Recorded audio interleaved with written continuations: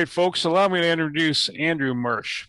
He is residing in Scotland. He's from the UK or Britain originally, and he's grown up. He grew up in Crawley, West Sussex, and he was a geologist in the construction industry for over 23 years. And then life happened, changes happened, and at age 51, he was diagnosed with Asperger's syndrome. And he's now a speaker and a coach working with employers to engage with their Asperger's superheroes to develop the superpowers for the benefits of the business and the individual sense of community. Over to you, Andrew. Do you know that there are people in your organization that have superpowers? Do you know that nobody knows who they are? And probably you're not getting the best from those employees. What is this superpower they have? Well, it's Asperger's syndrome. My name is Andrew Marsh, and I'm a superhero because I have Asperger's syndrome. And I'm going to share with you today how and why you should be engaging with your Asperger's superheroes for the benefit of your business and yourself, and the employees rather. So I'm going to share three things with you today. Firstly, what is Asperger's syndrome? Be good to know what that is. Secondly, why you should employ more people with Asperger's syndrome. And thirdly, how to unleash your superheroes. And I'm going to start with a definition. And I want to read this from a card because it's important that I get this right. So, Asperger's syndrome is an autism spectrum disorder, one of a distinct group of complex neurodevelopment disorders characterized by social impairment, communication difficulties, and restrictive, repetitive, and stereotypical patterns of behavior. Now, if you were an employer and that's your first experience of Asperger's syndrome and someone telling you what it is, you wouldn't be sitting there thinking, I need to employ more of these guys, because that definition uses the word disorder twice.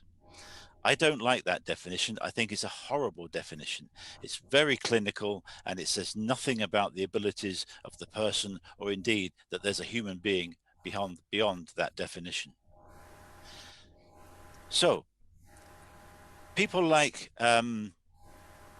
Anthony Hopkins and Andy Warhol, they were believed to have Asperger's syndrome.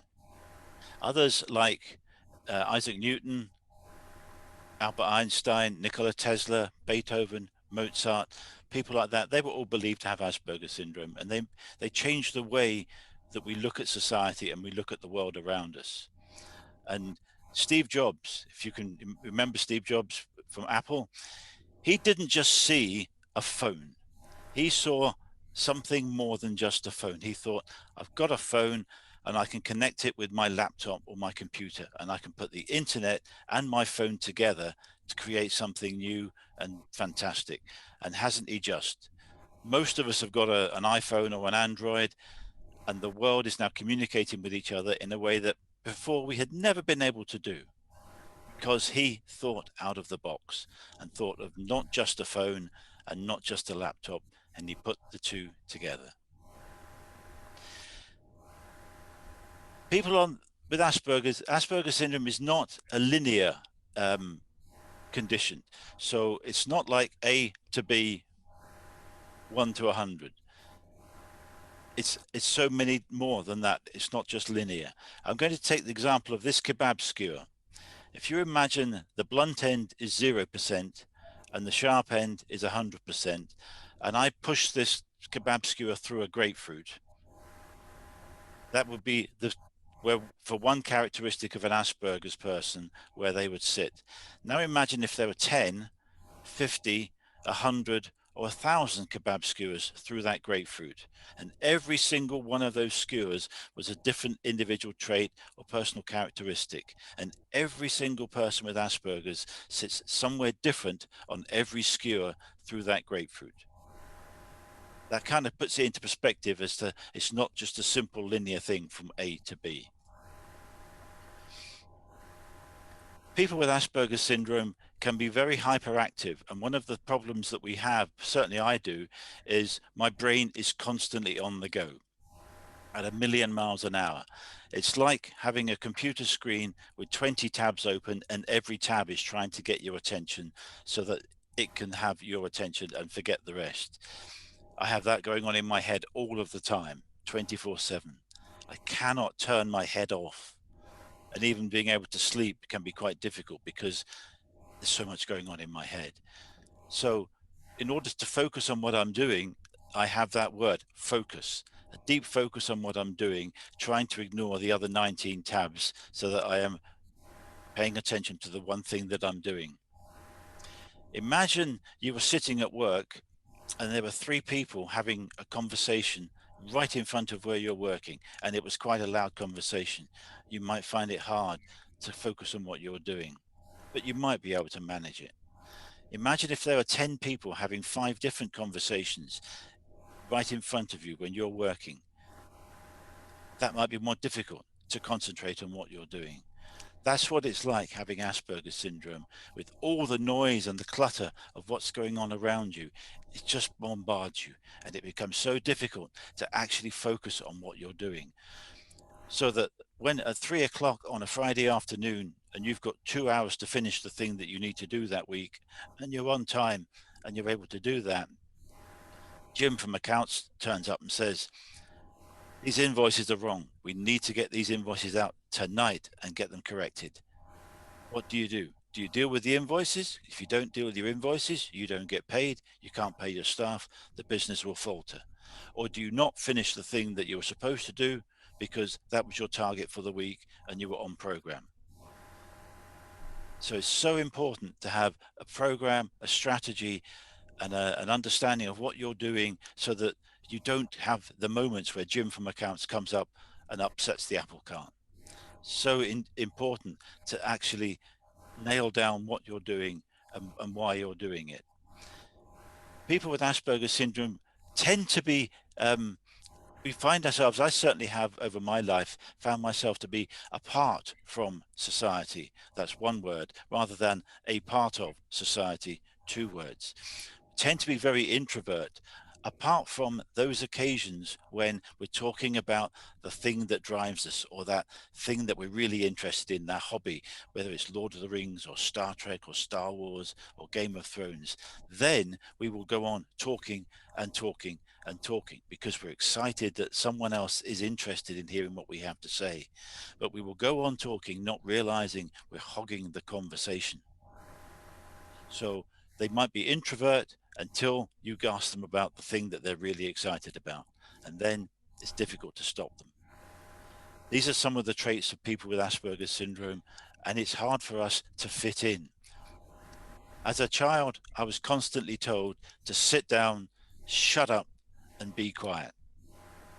I would much rather prefer in family company to not be in that company and be outside in the hallway playing with my Lego and my toy cars than sitting in the room with aunts and uncles and cousins and brothers and family, because there was so much noise, so much clutter. And when someone came in and found that there was someone was making too much noise, it was always me that was picked out. And they came up with those immortal words I've just told you: sit down, shut up, and be quiet. Imagine how that must feel to be someone, as an 8-year-old kid, being told that in family company. It can be tough. We're not particularly good at the social niceties of being around people and communication, and we do struggle with that. We do struggle with the hidden meanings of body language and what is not said. People might say something, but there's a hidden meaning behind what they're saying. People with Asperger's syndrome, people like myself, I don't get the hidden meaning. I'm very literal in what is being said. So you have to be very clear on what you're saying. And one of the things I struggle with is people don't always say what they mean or mean what they say. So that's a little bit about Asperger's syndrome. But why is it good to employ people with Asperger's syndrome? Well, as I said earlier, we have all those people I said, Einstein, Tesla, Newton. They have changed the way we look at the world. And particularly with Einstein and Newton, they reinvented new ways of mathematics and physics so that we could learn more and develop as a society. Another person, such as Alan Turing, he was the code breaker from the Bletchley Park in in the UK during World War II when he broke the German Enigma codes for the German U-boats. So he probably had Asperger's syndrome, and he came up with a new way of inventing a product, a piece of equipment, one of the first computers, to find out how to crack those codes. Truly amazing man, what he did, and the amazing things that he and others with Asperger's have been able to do for us as society. If you remember Pokemon, does anyone remember Pokemon? You're all nodding your heads, that's good. Well, I'm going to read his name because I can never remember. It's Satori Tajiri. He was diagnosed with autism as a child, and so he had support and understanding from his family around him as he was growing up as a child. And he was obsessed with drawing cartoon comics of characters and new beings, new characters in this cartoon way. But he was also obsessed with insects. And he had a big, large collection of insects. But it wasn't until he discovered gaming that he put love for cartoons and drawing cartoons and creating animals and gaming together, and he created the Pokemon world by putting two things, like Steve Jobs did, a camera, a phone, and the internet together to make a phone, an internet-enabled phone. So he put the two together, his cartoons and gaming, and created Pokemon. Truly amazing what he came up with. Absolutely fantastic. So these people, they are geniuses, and they really helped us understand the world around us. They have unique problem-solving skills, and they can be pioneers at developing new methods of doing things, new products, new processes, more efficient processes, and things that can drive business forward into the next 10 years, next 20 years, with the innovative things that they can come up with. People have often said to me, where are people who have Asperger's best suited to in business? Well, that depends on the person's individual skills, and it also depends on the business. But if you are a manufacturer, for example, and you had someone with Asperger's who's a 3D thinker, and we tend to be 3D thinkers, so we're very good at looking at architecture, engineering, design, and things of that nature, then the research and development team would be a fantastic place to put someone with Asperger's syndrome, because they can sit and look at the way that you're doing something and think, what if we did it like this? What if we changed that? What if we did that? And they think the way that they can think, they can come up with new things, new ways of doing something. And just like Steve Jobs with the iPhone. So that you want to put them where they're best suited to express themselves.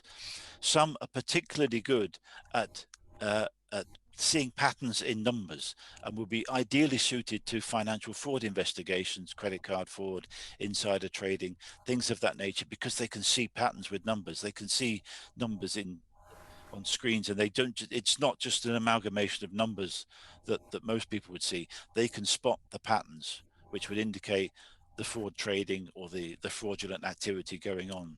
So there are lots of things and lots of places you can put people with Asperger's syndrome that suit their talents within your business.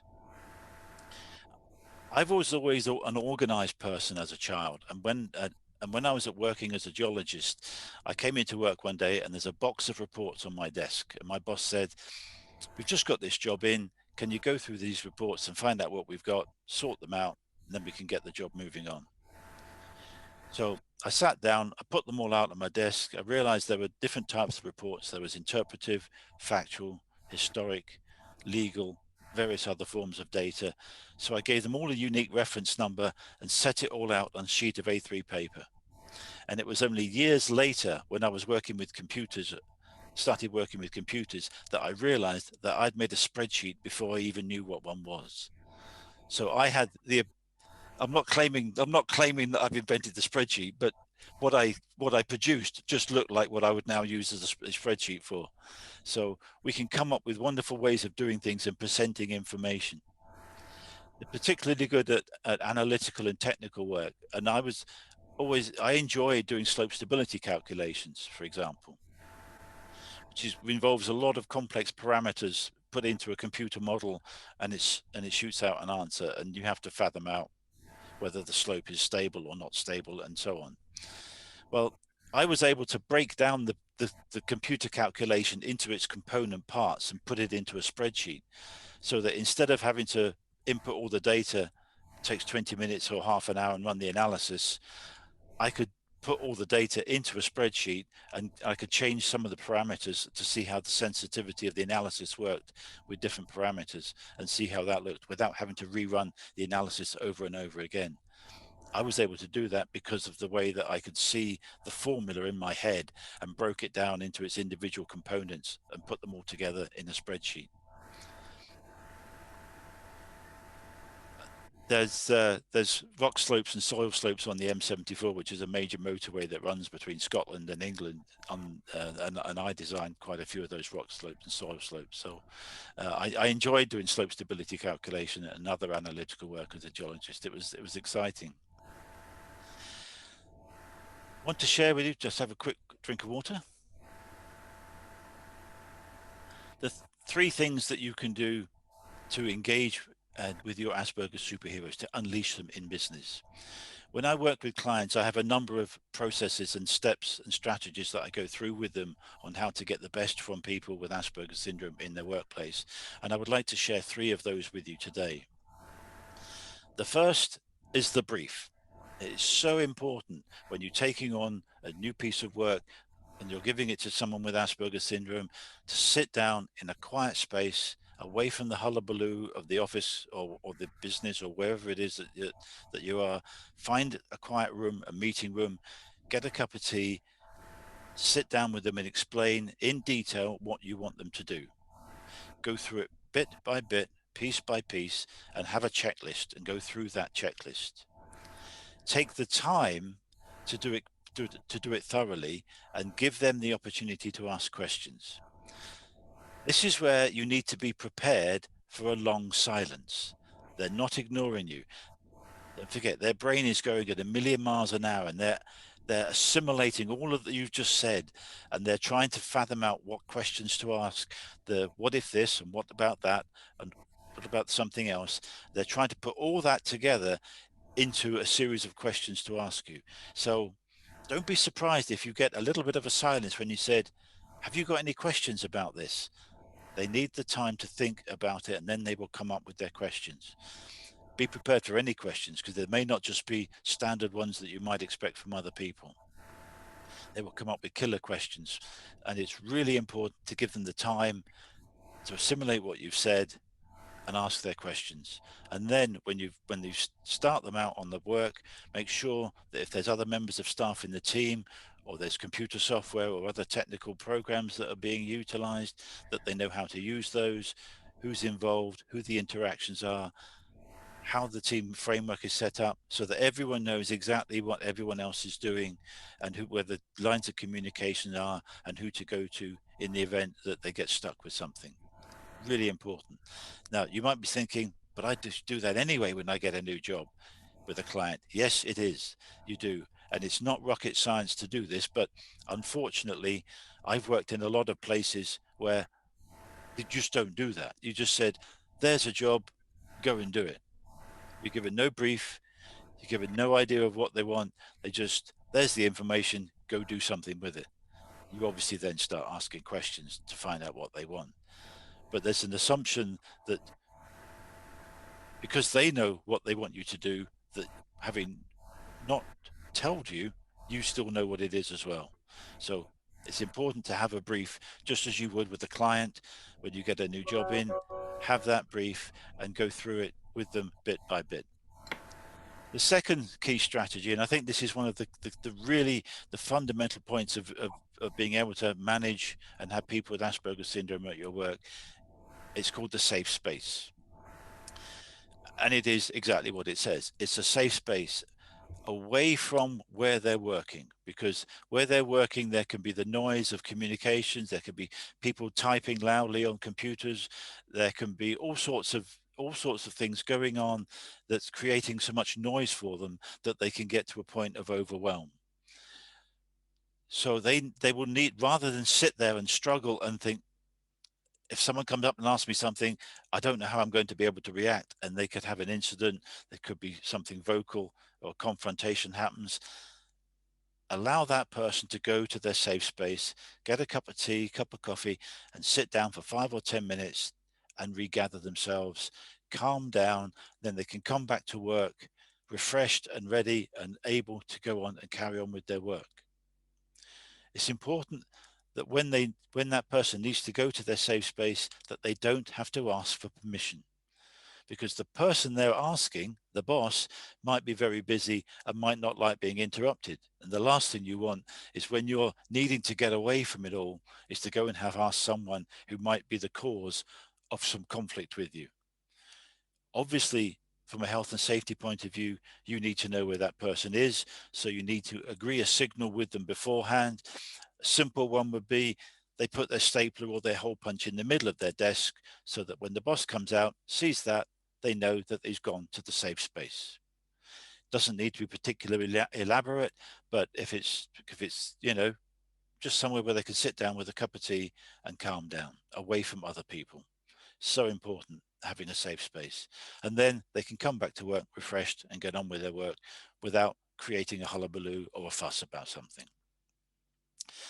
The third key skill I want to cover with you is feedback. It's so important with any work that you're doing, particularly with someone who has Asperger syndrome, that you give them feedback after they've completed the job. You need to sit down with them, again in a quiet space, again have a cup of tea, cup of coffee, away from the hullabaloo of what's going on around you. Take the time, take that half an hour or that hour to sit down with them and say what went well, what you were pleased about, what went well, what didn't go so well. If it didn't go so well, what was it that didn't go well? Was it the communication within the team? Were you stuck on something and weren't sure who to speak to? Or was it other external influences that you didn't have control over? Talk to them about that and put it across your point of view as to how you think it went. Then give them the opportunity to say how they think it went. Really important that the person with Asperger's syndrome gets the opportunity to say, well, I think this went well. This particular part went well. Didn't go so well with that person I was working with. We didn't have a good rapport and it could have been better. They may come up with other things which need to be escalated up the chain of command to more senior management, because they are more fundamental about how the project is worked. And they may come up with something, a new way of doing that process, that particular piece of work, that if they feed it up to management, can help the business do the next task better. So it's really important that you take the time to do all of those things with that person and thank them. Thank them for doing the task and for doing the bits that they did particularly well. It's important that in any opportunity that you work with someone, that the staff feel appreciated. And it's important to thank them for doing whatever it is that you gave them to do. I know from working in the construction industry how demoralizing it is having line managers and supervisors, and dare I say, even directors, who weren't interested in who you were and what they just wanted something done, and they wanted it done exactly the way that it was done before. That is so demoralizing if you don't have the opportunity to express yourself and put your own mark on the work that you're doing, and you're just basically going through the motions. You want to be able to feel as though the work that you have done is valued and you feel contributed, that you've contributed to the success of the business by what you're doing. It's really so important. And I've worked with some fantastic managers and engineers, but I've also worked with some that, quite frankly, need an awful lot of personal training and management training in order to do their job better. And it could just be that they haven't been trained. They may not have been trained or given guidance on how to manage people. I know that seems strange, but it's my experience in the construction industry that can be the way that it is.